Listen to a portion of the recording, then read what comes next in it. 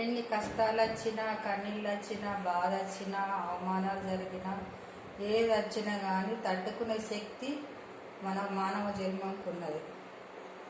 ధైర్యాన్ని కోల్పోకూడదు. అందుకే ఒక విషయం చెప్పాలనుకుంటే చెప్తున్నా. మనం ఏ బాధ వచ్చినా తట్టుకునే శక్తిని ఇయ్యు దేవుడా అని మనము దేవుని ప్రార్థించాలి. అంతే. ఒక 10 నిమిషాల, 20 నిమిషాల, 5 నిమిషాలు మనసారా కోరండి ఒకసారి దేవుడికి. ఎందుకు పలకడు దేవుడు చూద్దాం. ఒక 20 నిమిషాలు కళ్ళు మూసుకొని ప్రార్థన చేయండి. దేవుని గుళ్ళో కూర్చోండి. ఎందుకు పలకడు?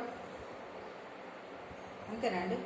మనము సమాజానికి మనము చెప్పే అవసరం మనకు లేదు. ఎందుకనంటే ఇప్పుడు ఒక మనిషికి ముంగాట మనము నేను బాధపడుతున్నా, నేను అవమానపడుతున్నా, నేను భరించలేకపోతున్నా అని అంటే వాళ్ళు ఇంకొక మాట ఎక్కువ పుట్టిస్తారు. అవునా కదా? చెప్పండి మీరు. మనము ఏ బాధ వచ్చినా, కష్టాలు వచ్చినా కానీ దేవుడితో మొరపెట్టుకోవాలి. ధైర్యాన్ని కోల్పోకూడదు. ఎన్ని శక్తిని ఇయ్యి దేవుడా మనకు, నా ఈ ధైర్యాన్ని ఎన్నుకునేందుకు నాకు శక్తిని దేవుడా అని చెప్పి దేవుని ప్రార్థించు.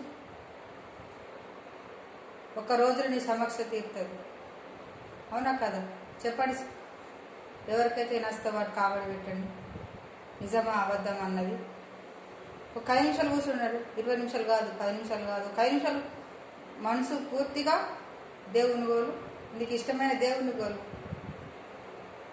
ఓకేనా? బాయ్ అండి. తప్పు ఉంటే క్షమించండి.